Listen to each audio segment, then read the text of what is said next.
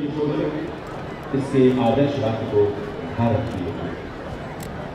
सन 1918 में पहले विश्व युद्ध के दौरान ऐतिहासिक हाइफा के युद्ध में आखिरी बार कैवलरी का इस्तेमाल हुआ था, जिसमें शहीद हुए पूरा कैवलरी के जवानों के नाम भी इसी इंडिया गेट पर अंकित हैं। 42 मीटर ऊंचा विशाल इंडिया गेट यहाँ उपस्थित देशभक्त की भावना से वीर बलिदानियों के प्रति श्रद्धा सुमन अर्पित करते हुए हम उनसे प्रेरणा लेकर भविष्य के लिए अपना मार्ग प्रशस्त करने का संकल्प लेते हैं, इसलिए कि उनका बलिदान व्यर्थ न जाए। ऐ वतन के शहीदों नमन, सर झुकाता है तुमको वतन, जो उठाई थी तुमने कसम, देश की आन रखेंगे हम, अपने प्राणों की बाजी लगा, खूब तुमने निभाया वचन, ऐ वतन के शहीद नमन। राष्ट्र का प्रतिनिधित्व करते हुए अमर जवान के स्थल पर श्रद्धांजलि अर्पित करने के बाद अब माननीय प्रधानमंत्री महोदय अपने वाहन में सवार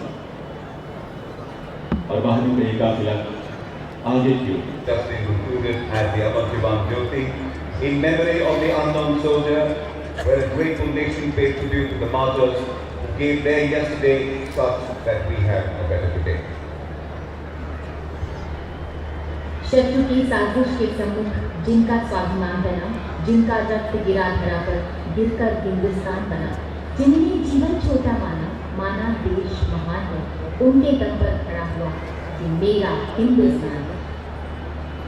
Dignitaries have arrived from the vicinity of the Amar Jawan Jyoti, Secretary, Chief of Air Staff, Chief of Naval Staff, Chief of Army Staff. In front of us now is arriving the Honourable Minister of State for Defence, the Rajpath Rajpath. After which will arrive the Rakshamantri, and gradually coming in front of the saluting chairs, the motorcade of the Honourable Prime Minister of the country. The atmosphere of Rajpath, vibrant, pulsating and surcharged with a nationalistic ardour and passion that is both infectious and overpowering.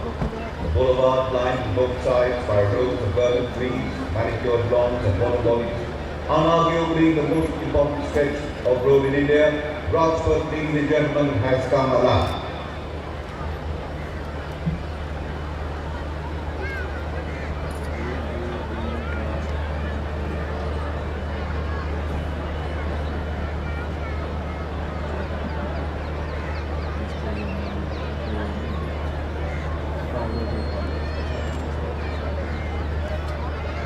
Ladies and gentlemen, the Honourable Prime Minister of the nation, Shri Narendra Modi, has arrived.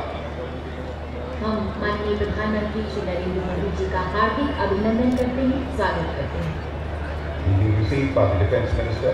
The Defence Minister then is presenting the Minister of State for Defence, followed by the three Service Chiefs and the Defence Secretary. The Prime Minister is thereafter in the vicinity of B1 enclosure. He is meeting and greeting the members of Parliament, the members of the Cabinet, guests, dignitaries and other eminent personalities, waving out to the crowds and acknowledging their warm greetings. Thereafter, the Prime Minister is going to receive the Vice President of India. माननीय प्रधानमंत्री जी सभी महानुभावों से मुलाकात कर रहे हैं, अभिवादन स्वीकार कर रहे हैं।